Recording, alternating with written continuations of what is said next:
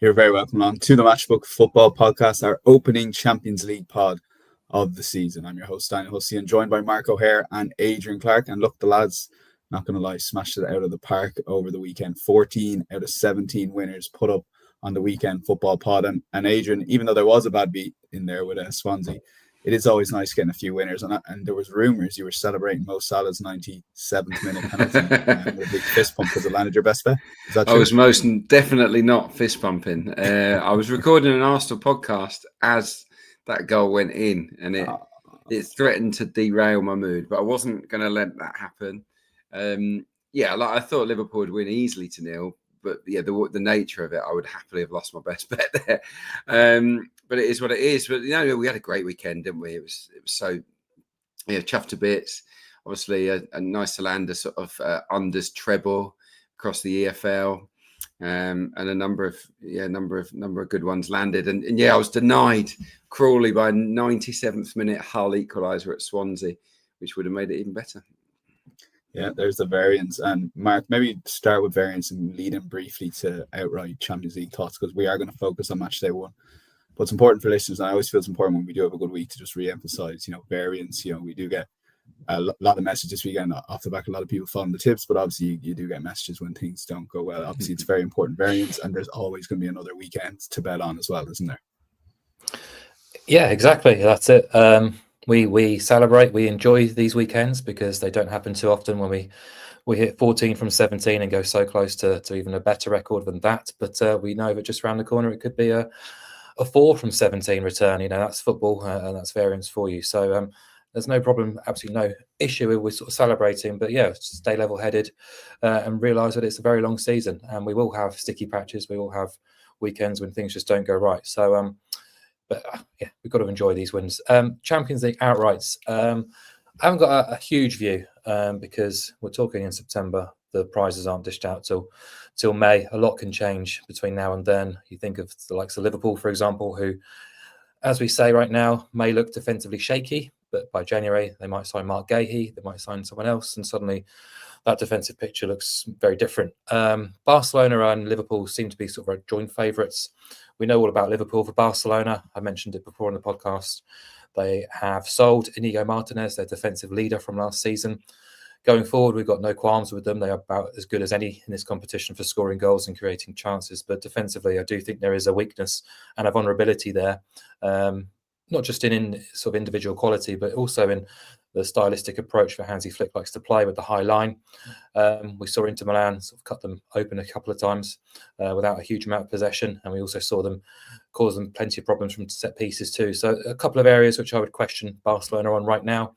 Then you got Arsenal, your boys, who I think have got legitimate claims this season as being the defensive team, the best defensive team in the competition. I think you've strengthened spine very, very well. I think your open play creativity requires a bit of work, but the likes of Madueke and Eze will improve that. Gyökeres, obviously, up front will improve the output too. So I think there's a lot to like about Arsenal. The schedule's been pretty kind too. But brings me on to PSG, who are 8.4, fourth favourites, which I would contest. They have drifted a lot since the group phase draw was made, or the league phase draw was made. I just don't think it's that important to have to sort of ease them out from about 6.5 to 8.4. Yes, they've got a very tough draw. Barca away, Bayern home, the toughest 2 games. They've also got fixtures against Spurs, Newcastle, Athletic, Leverkusen, and Atalanta. So they don't really face a minnow, if you like. There's a lot of sort of decent teams there.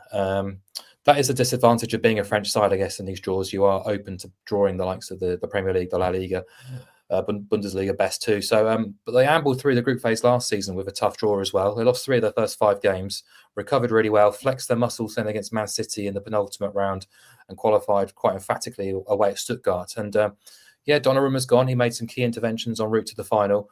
But Chevalier is a really highly rated goalkeeper from Lille to replace him. Zarbagni is an improvement at centre-half from what they already have. They've probably got the best midfield in the competition. And then up front, if they can stay fit, you've got just 4 quality forwards. And now you've got Ibrahim Mbaye, a 17-year-old forward who's attracting a lot of excitement in Paris. He's only 17. And there's a lot to like about them. I think the fact they play in Liga means they can rest and rotate throughout the competition. They will be fresh, as we saw towards the latter end of the competition last season, particularly that final when Inter were just crawling into it, looked completely gone at it mentally and physically, and PSG just cut them to shreds. So, I would just say going back to back is obviously very difficult, but 8.4 just seems a bit of a disservice because they've had a tough group stage draw. I think they will get through. And even if they do have to play the 2 extra games, it's probably going to be a benefit for them, considering they won't be tested that hard in Ligue 1. So, if I had to have a bet right now, it would be PSG at 8.4 in the exchange. Okay, be wrong not to just get a brief, Adrian, thoughts on maybe that PSG top, but maybe more specifically Arsenal. There's a school of thought out there, Adrian, that Arsenal's style of play may be suited in big away European ties when they can do maybe what they did at Anfield and sit in certain big games when they need to. Yeah, and you'd like to think that once this new look Arsenal sort of develop and click as an attacking entity, that they'll have a little bit more bravery. We know that the solidity's there. They're not going to concede too many goals. Can they go and score enough goals to beat the very best teams? That's where they've fallen short in the past. Obviously, Bayern Munich, that was evident in that tie against PSG, I think last year as well. Had O'Haire been there then, I think Arsenal could easily have won that tie and then gone on to win the final against Inter. So I think the 3 best teams in the competition, in my opinion, are PSG, Liverpool, and Arsenal. So I would imagine the winner would come from those 3 personally. And it's great having, City are like 12.5 or something currently on Matchbook. City have started Champions League seasons very close to 3.0 or maybe a tad bigger than that. So it just shows you how competitive it is with those top few teams. But interesting how that goes, and a little bonus there for you from the guys on their outright thoughts. We'll start at Champions League Matchday. One show before we get going, insights.matchbook.com, full recap of all the guys' picks. If you're watching on the live stream or watching on YouTube, if you take 2 seconds, hit that like button, be much appreciated. Helps you support the podcast and helps to get it out to a wider audience. And take advantage, if you don't have a Matchbook account yet, of our new bonus code there for new customers, POD50. That's POD50. That's the most generous offer exclusive to podcast listeners. T's and C's are on screen or on matchbook.com/promotions. Let's start with Liverpool versus Atletico Madrid. Memories of that famous or infamous, depending what side of the fence you're on, game in 2020. Adrian, we'll start with you. Opening game, again, with the league phase, we're trying to figure out what's going on. But I guess the advantage of the new league phase, the new format, we get these big teams playing each other. Yeah, you just look at the fixture list and it is exciting. It is much, much better, in my opinion. How much these big matchups matter, I understand that maybe that's diminished a little bit. But personally, I love to see all these heavyweight fixtures so early on in the campaign. Bayern Munich against Chelsea is a cracker, isn't it? Obviously, 2012 is when Chelsea won the Champions League against them, and they haven't beaten them since, actually. And they've played a number of times. So I think Bayern have got to be considered the favourites here, even though Chelsea are the club world champions, of course. Good game. It has a really good game on paper, isn't it? But Bayern Munich have started the season fantastically. Obviously, the front guys are in good nick. Kane, Elise is playing brilliantly. Luis Diaz has settled in fabulously well. They're not really missing your sort of Musiala. You've got Gnabry sort of playing in that 10 role at the moment, which he can do. They've got other options as well. So, Bayern Munich are scoring goals for fun. They won 5-0 and 6-0 against Hamburg and Leipzig at the Allianz. So that's in the Bundesliga. So they'll fancy themselves to sort of take it to Chelsea, I guess, and outscore them. They won 5 of 7 at home last season in the Champions League. They did flounder, didn't they? Do you remember against Celtic? Bit of a no-show in that game. And then they lost to Inter. So they're not quite as impregnable maybe as they have been in the past. But this group at the moment are in pretty good nick. But this will be a test against Chelsea, who obviously got a lot of quality players. There is doubts over Joao Pedro. Is he fully fit or not? I'm guessing Cole Palmer comes in. I think Chelsea can trouble Bayern Munich, but I think the one thing I don't really like about Chelsea, the one thing that I think stops them being title contenders in the Premier League is the defence and the goalkeeper. I just don't think Robert Sanchez is good enough, and I don't think the back four is tight enough either. So and when you're up against Kane, Elise, Diaz, and co, that could be a problem. So I really do fancy a Bayern Munich. I was going to say Real Madrid. Fancy a Bayern Munich victory here. On its own, it's a little bit skinny.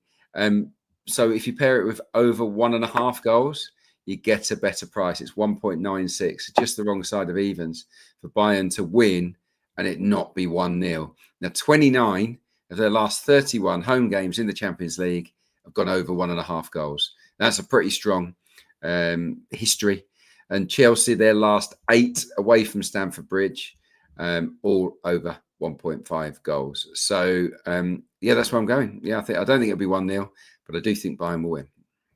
Okay, that's Bayern and over 1.5 goals, 196. Sorry, I started with the Anfield game, Adrian. I swapped the order last minute, but we will stick with Bayern. You're fine. We have the bet in there now. So Bayern versus Chelsea. I was panicking when I heard Musiala. Obviously doesn't listen to your leading question. That's fine, mate. Yeah. I'll throw the exact same question to you when we cover Liverpool versus Atletico. See if I get any reaction from you there. But Mark, this is a rematch of the 2012 Champions League final. So take it away with your fancy here and what you think, and then maybe briefly on the new format. You're still yet to be convinced versus a lot of other people, I think.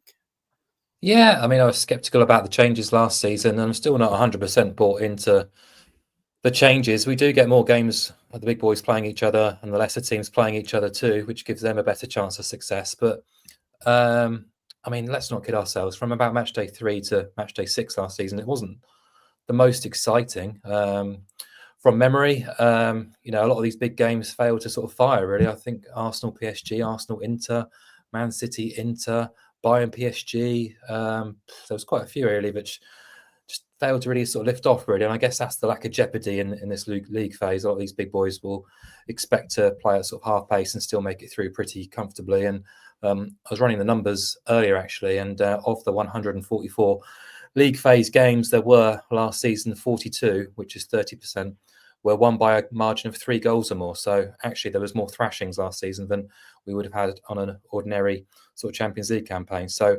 look, the knockout stages are still the best football in the world, both from an excitement and entertainment perspective, but also quality, and that will continue to be the case. It's just what you do with the league phase, and I think a 36-team league is ugly, doesn't really work from a format stand. So perhaps you have to split it into 2 and redevelop it. I don't really know. It's not my job to do this, but I still think there's room for improvement. I still think there's better ways to do it. To play so many games just to lose 8 teams doesn't feel quite right. But getting back to the positive stuff, kind of in agreement with Adrian and his approach here, to be positive about Bayern, less so about Chelsea. I could absolutely back him up on that view of backing Bayern to win and over 1.5 goals. They've made a flying start domestically with 19 goals and 5 wins from 5, including the Super Cup. Hamburg at the weekend were atrocious, so wouldn't read too much into that. But annihilating Leipzig 6-0 on Matchday 1 was really quite eye-catching. Yes, Musiala does weaken them, his absence, but Luis Diaz has really settled in superbly. Elise's playing great football, Gnabry, Kane. There's too many quality players in forward areas to not be pro-Bayern here. Jonathan Tah does strengthen the central area of defence, but I still have concerns about that Bayern backline. The back 4 against Hamburg, Upamecano, Tah, Lima, and Stanisic. It doesn't really stand out as a Champions League winning back 4 to me. We've seen in games away at Augsburg and also Stuttgart in the Super Cup that they can be got at. There is still a soft centre there too. So Chelsea have the tools to make them suffer. It's just they also have the concerns, I guess, defensively too. So I'm not going to reiterate what Adrian has said there, but defensively, I have a massive concern about Chelsea going to somewhere like Bayern Munich and being capable of shutting up shop and coming out alive, really. So I'll be very much pro Bayern Munich here, but I'm going to change it and be a little bit more pragmatic, I guess, and back both teams to score, because I think Chelsea are well capable of hurting that Bayern backline. Alongside Bayern double chance, which gives us a 186 price. I guess it just protects against the 1-1. But any sort of Bayern win when they score twice and both teams to score, we will both collect really. And Bayern have lost just once in the last 23 home Champions League games. That was quite unjustly against Inter here last season in the quarters, but during that 23-game spell, they've survived games against PSG, Real Madrid, Arsenal, Man City, and Barcelona. So I can't really see a Chelsea team who only won 4 away Premier League games when you exclude the bottom 5 last season under Maresca. They lost 6 of 7 away at the top 8. It's difficult to see them going there and getting a victory, but I wouldn't be enormously shocked if it ends in a draw. But Bayern all the way in a certain respect, yeah. Okay, both pro Bayern for Mark and Adrian for Bayern versus Chelsea. On the same night, we go to Liverpool versus Atletico Madrid. And Adrian, I was saying that this is the infamous 2020 game, then, our famous 2020 game before COVID. And then I sort of made the point about the fixtures and the good pictures early on in the season, and then we went back to Bayern versus Chelsea. But take it away for this game in Anfield. Liverpool currently 164 fouls, Atletico 6.0. Yeah, I thought you got it wrong. I thought you said 2012, but I thought you got it wrong. But anyway, it doesn't matter. Here we go. Liverpool, Atletico. Look, it's quite a hard game to read because Liverpool aren't playing well, are they? I mean, 4 from 4, you'd assume they are, but they're just not. And they could easily have drawn all their games until this point. And they're up against an Atleti side that, you can't discount them. They won at Paris Saint-Germain, didn't they, last year in the league phase against the eventual winners. So you've got to respect them. Not got off to a blinding start domestically. I think they've won 1, drawn 2, lost 1. So not amazing. They're not scoring that many goals. Atleti, Griezmann's not got going yet. Sorloth, obviously, Alvarez. They've got the players, but none of them have kicked into top gear just yet. And they have a patchy away record, Atletico. I was looking at, if you exclude the Club World Cup, the games there, since the start of 2025 on the road, Atleti have won 6, drawn 5, lost 6. So, you can't rely on them to deliver away from home, not like maybe you used to in the early days of Simeone. So I'm gonna have to go with Liverpool because they seem to find a way, don't they, to win games. But I don't think it'll be a thrashing. Obviously, Atletico Madrid under Simeone would always make it hard. So it could be a bit of a grind. It could be a tough game. You might have to be patient here. The draw isn't a bad shout, I don't think, at 4.4. But if you go with Liverpool and under 4.5 goals, it makes them much more backable. It jumps from 164, Liverpool on the nose, to 2.08 if you back them with under 4.5 goals. They won all 4 league phase games last term at home in matches that they won all 4 league phase games last term under 4.5. So I think Liverpool can win the game, but it won't be easy. So I think it's a reasonable price on Liverpool to win at Anfield against an Atletico Madrid team that hasn't really got into their groove yet. Okay, Mark, Adrian has reservations about Liverpool so far this season, but expects them to just do enough to get the job done. I know you're under similar lines as well. Yeah, I haven't been completely convinced either. Late goals getting them through games, and for all that firepower, they didn't seem to have too many ideas on how to break down Burnley's deep line defence on Sunday. And the free kick settled a very tight game against Arsenal, where I actually thought they were second best. They only managed 5 shots in that 3-2 win at Newcastle.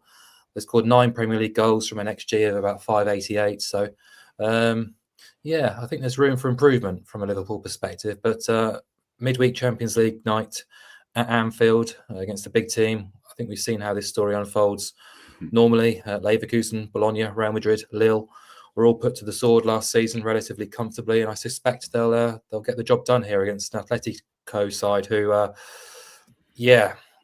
got a much needed and overdue win at the weekend, but beating Villarreal at the Metropolitano, but it wasn't entirely convincing either. They had just 8 shots in that game, and they're a club that are in a bit of transition at the minute. Another very busy summer at Atletico, players coming and going. They're a long way away from where Simeone wants them to be at the minute. And if you look at the team right now, Koke still being asked to Marshall, the midfield, Griezmann starting again on Saturday.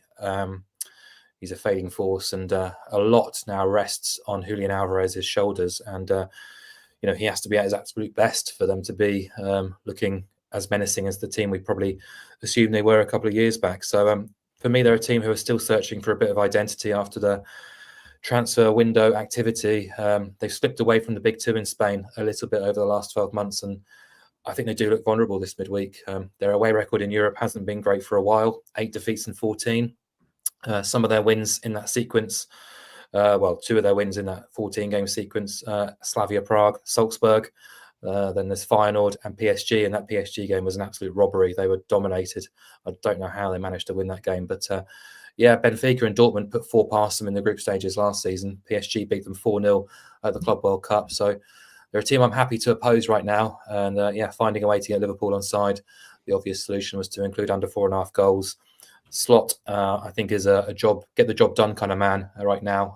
It's the derby this weekend against Everton, so I expect Liverpool to be sort of trying to lock this game up as early as possible and look ahead to the weekend. So Real Madrid, the only side.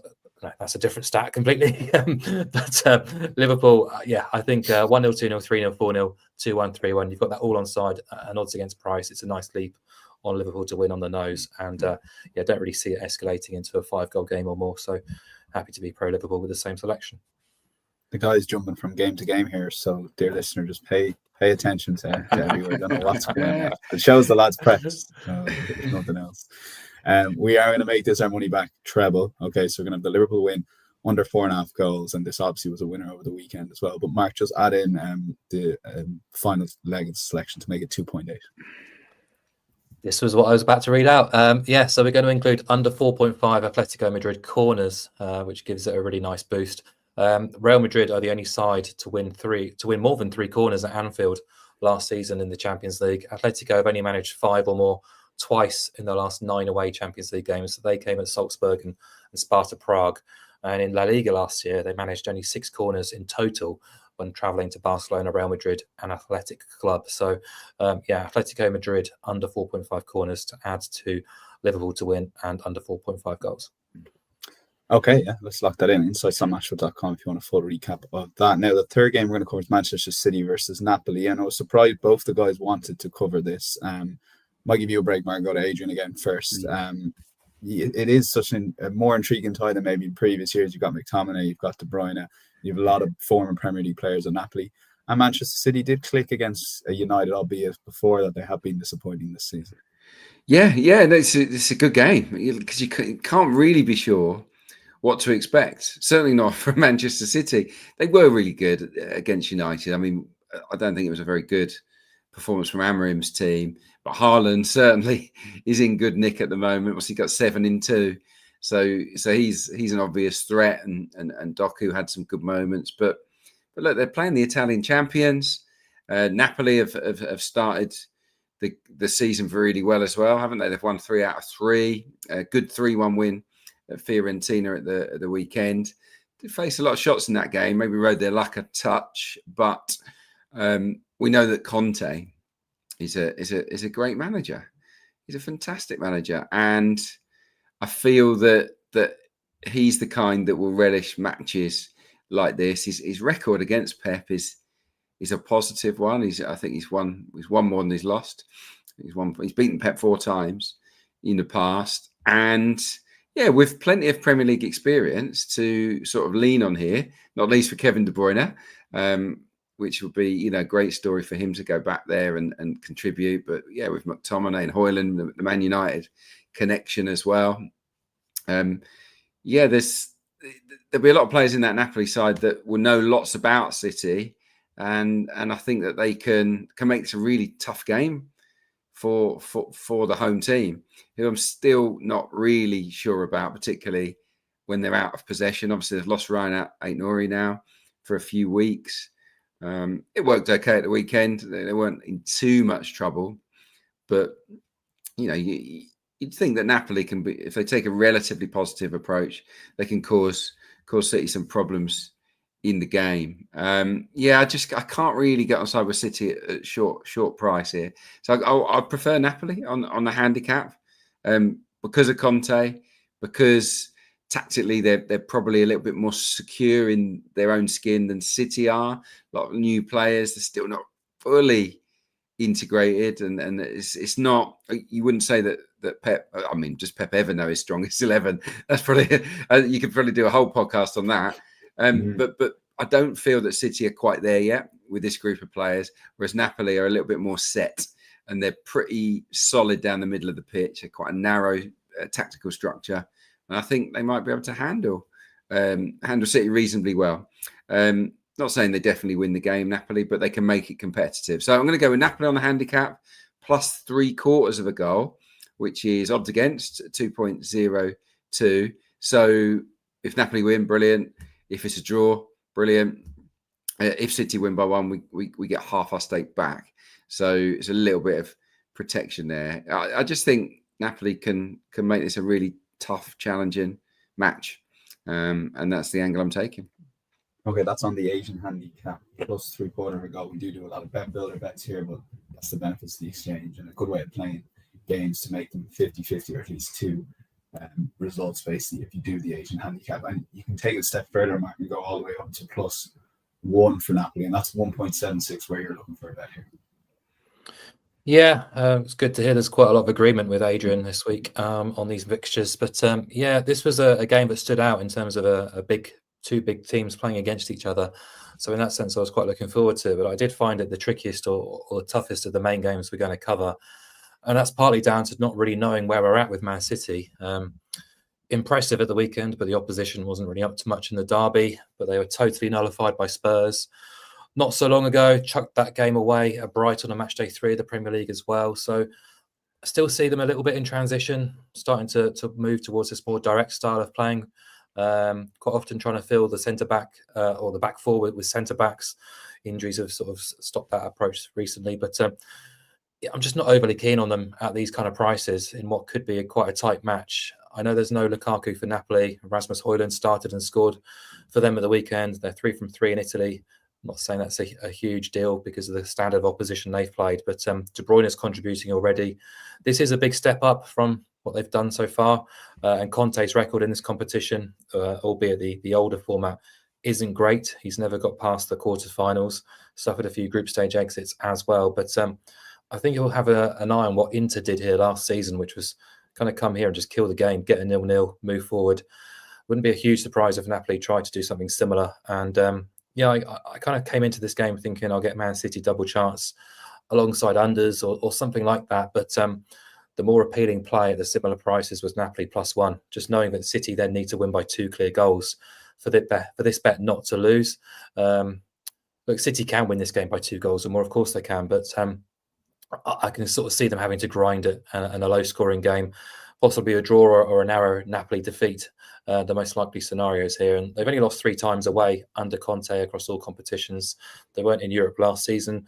One of those defeats came in his first game in charge, but they've conceded just 0.82 goals per game in those 22 away days.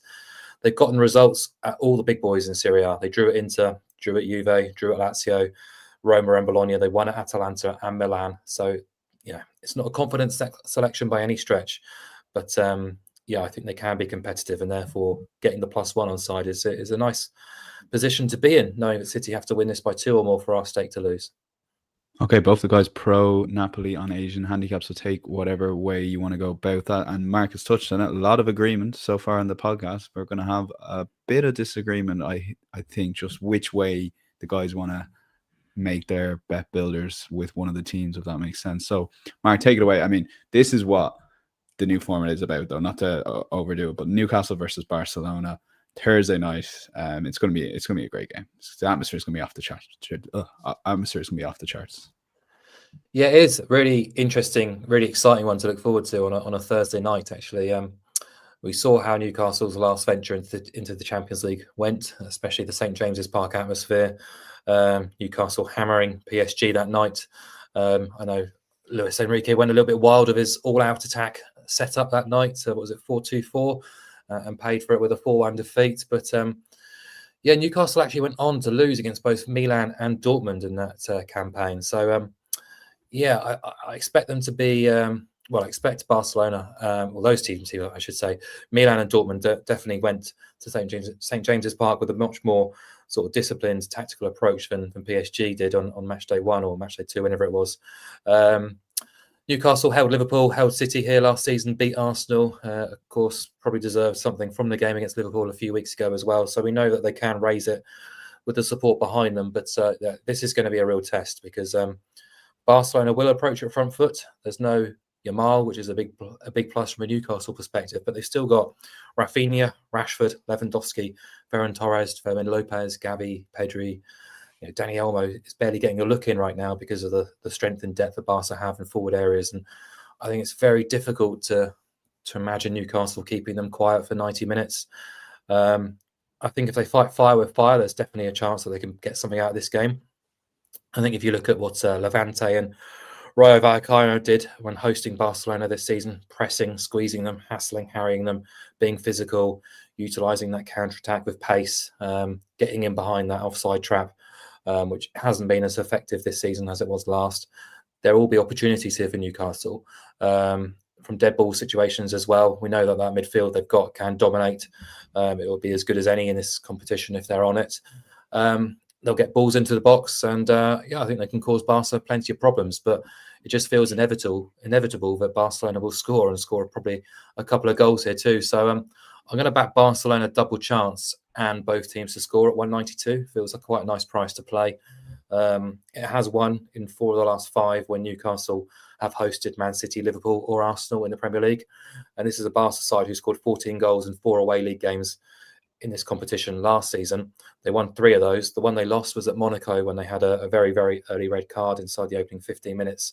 And both teams have scorers banked in neither last 10 away in the Champions League. So, I think there'll be goals on the menu, but I'll back Barca to avoid defeat as well. Okay, Barca double chance of both teams to score. And Adrian, slightly different for you. So you think Newcastle can get a result here? Well, it's a really hard game, isn't it? I mean, I could agree with everything that Mark said there, but I'm just trying to sort of flip that on its head and maybe give Newcastle a little bit more credit. Being at St James's Park, we know what the atmosphere is going to be like. We know that under Eddie Howe, they do tend to raise their game against the elite opponents. They never cave. They never make it easy. Liverpool were pretty fortunate, really, to come away with that win. They didn't create very much on the day, and I think that Newcastle's off-the-ball work just continues to really impress me. I just think they're great at it. Really well organised, so industrious. And, the stats kind of back it up, even if they've conceded more than their XG. They've got the best XG against in the Premier League this season, just 2.09 across their 4 games so far. They've faced the fewest shots as well, Newcastle. So they've done a great job at keeping teams at arm's length. And, yeah, of course, it's going to be really hard against Barcelona with the firepower that they've got. But if Yamal is missing, that is a big player to miss the game, isn't it? And Mark touched on it with the high line at Hansi Flick and the way he plays. I do think that Gordon, who will be available, of course, for this game, is sort of had to sit a few out. He'll be raring to go. And Alanga or Murphy, I don't know who's going to play, of course, but they've got pace, haven't they, to run in behind. Voltemada had a good debut as well at the weekend. Nice header at the far stick. So, yeah, I just think Newcastle can maybe get a result here. I'm not saying they definitely win, but they never make it easy for visiting teams, especially the big boys. So I'm kind of just flipping it around, I guess. I'm going to go Newcastle double chance. I also think Newcastle can score. So then I'm challenging Barcelona to get 2s or 3s. And like I say, because of Newcastle's strong defensive record, maybe they might not do that in this game. So yeah, Newcastle double chance for me. I'm going to go under 4.5 again, because Newcastle matches don't often go crazy. I mean, some do, but I think they'll show enough respect to Barcelona to kind of make this quite ugly. They'll definitely look to break the game up with a few fouls. They'll be very robust in the game. I've got absolutely no doubt about that. They're really good at it, and I think the game management as well under Howe is is a lot better. It keeps getting better. So they'll make it uglier than we want it to be. Is kind of how I see it. So yeah, 2.15 is the price if you don't think Newcastle will lose, and under 4.5 goals. Okay, yeah. As I said, insights.matchbook.com, full recap of the 4 games we've covered and the bets about to be put up now. Mark, you've 2. Any other bets? Start with Benfica, as Adrian also has a pick in Olympiacos, so he can come in after you cover that game too. Yeah, so my angle of attack on any of the business and best bets will be to sort of just pinpoint the weakest teams, I think, in the competition and oppose them. So here we've got Benfica against Qarabag on Tuesday night in Lisbon. Expecting Benfica to get the job done relatively routinely. They don't require a huge amount of introduction, really, being on the main stage of the Champions League for a while now. Last season in Lisbon, twice they gave Barcelona a really good run for the money, which kind of goes to show the caliber that they can play to. Bruno Lage is the coach there. They've made some really interesting signings this summer. Sudakov, the exciting attacking midfielder of Ukraine, was brought into the club, as was Dodi Lukebakio from Sevilla. He's had a really good couple of seasons. So some smart work again by Benfica. In the transfer market, they had to come through the qualifying phase to get here, but they nilled both Nice and Fenerbahce, home and away, to reach this stage, which is very impressive, of course. And if you go back to the Club World Cup, not that I read a huge amount into it, but they nilled Bayern Munich. They conceded just once against Chelsea in the match that they exited the competition. So they're well set up, and I'm going to back them to win and BTTS no. So Benfica to win to 0 at 194, which I think is a very nice price for a stalwart of the Champions League playing a team like Qarabag, who they got through a very kind qualifying section to get here. Ferencváros, Skendia, and Shelbourne to get to the Champions League proper. It's not bad, is it? Their recent form, they've won just once in 4. They've lost twice in that sample. And if you look at their record last season in Europe, they lost and failed to score in 4 or 5 away days. Dynamo Zagreb, Spurs, Elfsborg, and Olympiacos. So I would say Benfica is good, if not better, than most of those teams. So they should be getting the win on Matchday 1 and winning to 0. So 194 for that. Okay, and second selection, Olympiacos here. Olympiacos to win under 4.5 goals, 176. Mark, you think that's a nice price? Yeah, I just wanted to get Olympiacos on side in some way or form, and this felt like the obvious solution. You can back them to win to 0, but I think there's a better value play in sort of opposing a high-scoring game here. Olympiacos back on the Champions League stage for the first time in a while, but they've continued to be very good in Piraeus in Europe. So if you go back to 2023, they've played 15 games in Europe at home. They've won 10 of those. That includes beating the likes of Aston Villa and West Ham across the Conference League and Europa League. They're coached by Jose Luis Mendilibar, who's done a very good job with a few heralded clubs in Spain and a move to Greece. He's got a reasonable squad there. They've just signed Yaremchuk, the Ukrainian striker, in the summer. They've got Gelson Martins, Daniel Pedence. They're a decent side, and they'll be targeting this one, what being a Greek Cypriot derby, if you like. And Paphos, it's their first time in this competition. They've done very well to get through against Maccabi Tel Aviv, Dynamo Kiev, and Red Star. Produced some decent efforts in those 3 qualifying phases. But what's quite telling, really, is how the market priced them up. And in 5 of those 6 games, they were considerable outsiders, including 2 of the 3 home fixtures as well. So that's normally quite a good barometer of where the market rates these kind of sides. And it definitely did not like Paphos. So I think they could be up against it in this competition. David Luiz playing there now, obviously after signing from Brazilian football. I think he's 38 now. Miroslav Orsic, the Croatian. Ken Sema, the former Watford man. There's a few players, but quality-wise, they are a long way away from Olympiacos, in my view. So I'm happy to back the home team to win and under 4.5 goals at 175. Okay, yeah. Now Adrian has a bet in the same game. I guess you're thinking David Luiz is going to keep the goals out here, Adrian. Under 2.5 goals, 2.04. Yeah, I agree. I think Olympiacos are absolutely very likely to win the game, but will it be tight? I really do think so. I mean, Mark's hinting at it with the under 4.5. I'm just going to go under 2.5. Not pick a winner here. I just think it's that Greek Cyprus derby. It's going to be pretty feisty. I'd imagine a cards play might be quite a good one to look at here as well. Look, Olympiacos haven't conceded a goal this season. 3 wins, all to 0.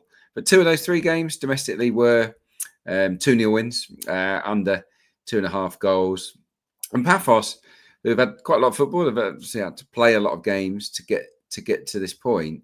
The one thing that you can't deny that they have is really good solidity, even with David Luiz. Yes, they've only conceded 4 goals in 8 games this season in all comps, and 7 of Paphos's 8 games so far this season, which is a fairly high percentage. I think you'll agree, have been under 2.5 goals. So they're involved in a lot of 1-0ers, 2-0ers. Obviously, they'll be looking to maybe pick up a draw here, a 0-0 or a 1-1. I just think they'll go with a very we must not get beat mentality, and it might be tricky-ish for Olympiacos, who do have a great home record and who should win the game. But yeah, I think it's going to be bristly and a little bit scrappy, and I don't think that we're going to see lots of goals. 2.04 on that. Okay, there you go. There's a game we didn't think would get much airtime, but 2 strong picks from both Mark and Adrian, and blast from the past, as you said, in David Luiz. Now, David Luiz or one of his former clubs, the Arsenal, travelled to Athletic Club, and you expect them to do a solid away Champions League performance. Yeah, David Luiz, you wouldn't get an Arsenal's fourth choice for starting 11 these days. Such as the strength in depth. Sorry, that was a bit mean, wasn't it? I fancy Arsenal to win, actually, against Athletic Club at the San Mamés in Bilbao. It's a tough fixture because they haven't been in the Champions League. I think for 11 years they've been away, and there will be a good noise. They'll make a bit of a carnival of it. But maybe the early kickoff might take an edge off of that a little bit. But I just think Arsenal, they're so experienced now. They're so used to going to these kind of places and delivering good performances. Last year they went to Sporting, for example, who'd been flying and won, very comfortably. We know that they don't concede very many goals. And I just think they can go to Athletic Club and win. I don't think it would be a high-scoring win, but I do think that they'll win. These two did meet just a few weeks ago at Emirates. I was there in pre-season. Shouldn't really read too much into that. But it was a very, very easy win for Arsenal. They looked a bit of a class gap, really, if truth be told, between the two sides. And there is a doubt as well over the main man, Nico Williams. He's on that 10-year contract, isn't he? But he is injured apparently at the moment, so that he's 50-50, I think, to feature in the game. There was just a quote from, and they lost, by the way, 1-0 at home to Alaves at the weekend as well, so not coming into the game in perfect form. There was a quote from their manager, head coach Ernesto Valverde. He says, "We don't have to worry about Arsenal or Dortmund." This was post-match. He said, "Our primary objective is La Liga. It's a competition that tells you how you're doing, and we weren't good today." That was after the weekend. So, maybe he's not really. He wants us to enjoy the ride in the Champions League, but there's no major expectations. It sounds like La Liga is the priority. So, yeah, with that in mind, I think Arsenal can go there and win. I would go under 4.5 goals because it's Arsenal. Arsenal are involved. Most matches that Arsenal are involved in do go under 4.5 goals because they're so solid defensively. And that's 2.22. Okay, yeah. Fascinating quotes, that, isn't it? Like, if there's no more drop down to Europa League in this competition. So I guess if you don't see yourself progressing, maybe just focus on the league. Yeah, that's interesting to see how that develops across Europe. Mark, the West Ham Spurs game wasn't great, and so I was lucky to be going back and forth with Juventus Inter. I mean, what a game really showed how good the Serie A can be. Inter, devastating defeat. Is that playing a factor in this long shot here for you? I guess so, yeah. But it's more where they are now compared to where they were probably 6 months ago. And I think they're vulnerable. I did find the long shot a bit tricky this week. But yeah, I've gone with Ajax to beat Inter at 4.2 in Amsterdam. That's the price that stood out most for a long shot, for an underdog victory. Obviously, Ajax are nowhere near the vintage team of the 90s or even the most recent Ten Hag team that reached the semi-finals. But they're okay. They're fine. They're capable. They should be well able to hold their own against Inter. Johnny Heitinga, now the head coach there. They definitely don't play the traditional Ajax way these days. They're much more rugged. Look at the forward options they have available to them. Dolberg, Wakehorst, for example. Those boys aren't playing intricate football. They're playing balls into the box and being physical. So, but yeah, it's just maybe the timing. It's a good time to face Inter. So I would be steering clear of Inter as odds-on favourites here. Obviously, the way in which last season ended hit them really, really hard. Very tired, ageing team that just ran out of gas when it needed it most. The potential for a treble, which ended up with nothing, and then the embarrassment of the Champions League final. Inzaghi then leaves as head coach. They have a very underwhelming Club World Cup that saw them lose to Fluminense in the last 16. Christian Kivu now in charge, which looked a strange appointment on the outset. Did have a good start with a 5-0 thrashing of Torino at San Siro, but Torino were god-awful that day and basically gift-wrapped them 3 or 4 goals that night. So since then, they've lost at home to Udinese. And then the weekend at the Derby d'Italia, losing a 3-2 lead to lose 4-3 in the last minute. Yeah, you just look at the team that played at the weekend, and Manuel Akanji, really the only addition to that side from last season's best 11. And they just look like they need a refresh and a new lease of life, really. I don't think they're getting it right now. So there was a lot of sort of introspective reaction to what happened at the weekend. There's a lot of negativity, still a lot of comparing right now to sort of April, May last season. And perhaps now is a good time to play them. So Ajax at 4.2 to knock them when they're down is my long shot. Okay, maybe a touch of value in that market if the market hasn't adapted to how poor Inter are, maybe versus last year, as you say, Mark. Adrian, no under 2.5 treble you could find in the Champions League, unfortunately, I guess. This is why you're heading here. It's just EFL only there. Yeah, no, I'll have to look based on what Mark said earlier about all those thrashings. I'm gonna have to look at sort of some -1 trebles or something. I don't know. That Man City Napoli. I just thought I'd throw in a fun one, to be perfectly honest. Two guys that are sort of set to be headline makers, I guess, Haaland and Kevin De Bruyne, both in unbelievable form. Haaland obviously 5 for Norway, and then 2 at the weekend. Could have been even more. He missed an unbelievable chance, didn't he? But he really looks like he's up for it at the moment. So Erling Haaland is going to be a threat. There's no doubt about that in this game and every game he plays. So could we back him to score? And could we back Kevin De Bruyne to score as well any time? Now, Kevin De Bruyne has scored in all but one match for club and country this season. He scored 6 goals. Really good form for Belgium, but he's also got a couple for Napoli. It would be an amazing story for obvious reasons that he goes back to the Etihad and notches. Great narrative.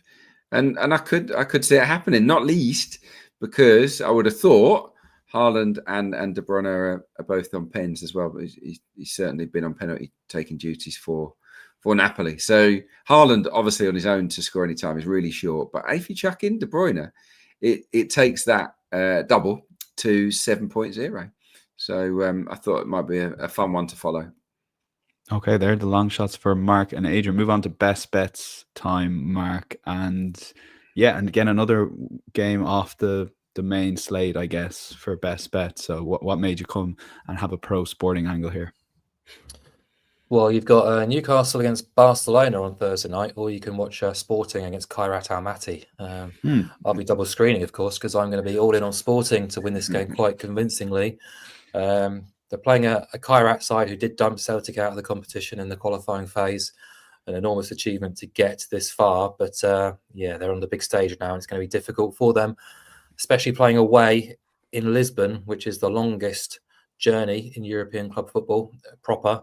It's about a 12-hour flight from eastern Kazakhstan to Western Europe to play this match, which is obviously going to take a lot out of the Kairat team. They're sort of based not far from the border with China, actually. So understandably, with that sort of long distance in hand, they've not been great travellers in European competition.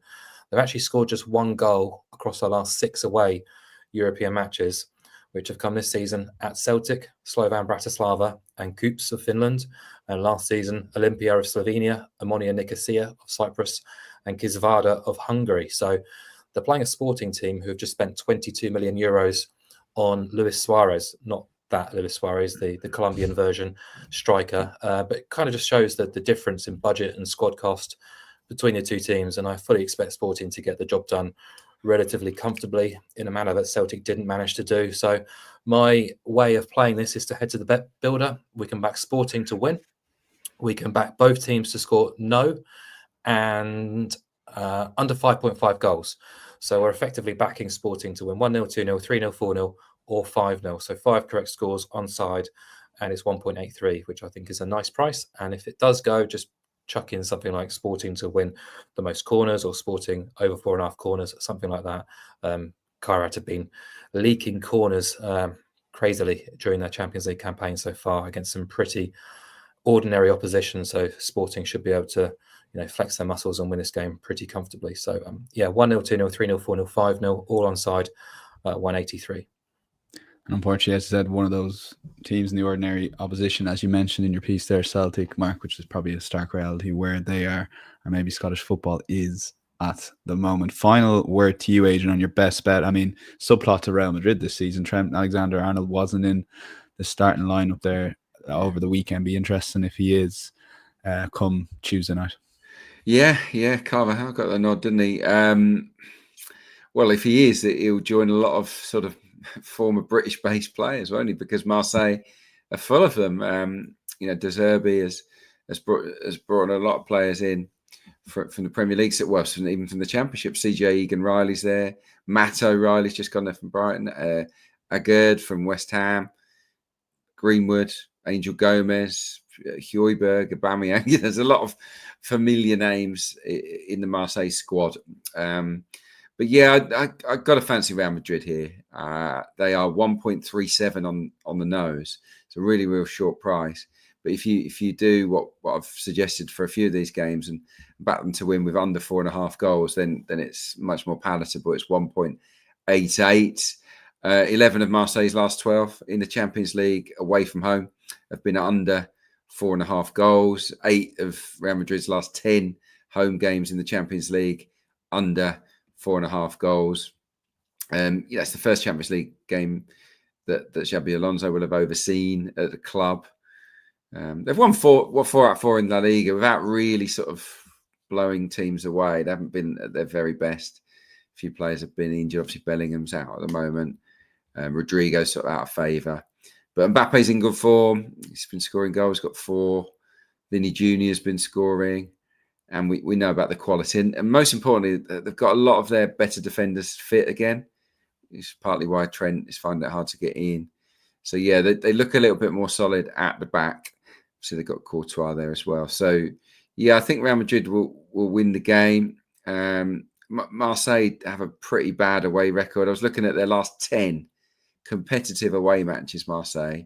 They have won 2, drawn 1, lost 7. And then they've got to go to the Santiago Bernabeu. Just don't see it. Even though I rate De Zerbi, I think he's a good top coach. But I just don't know if he's got the tools to pull off a result here. Real Madrid under Xabi Alonso will want to get off to a flyer in the league phase. Real Madrid under 4.5, 1.88.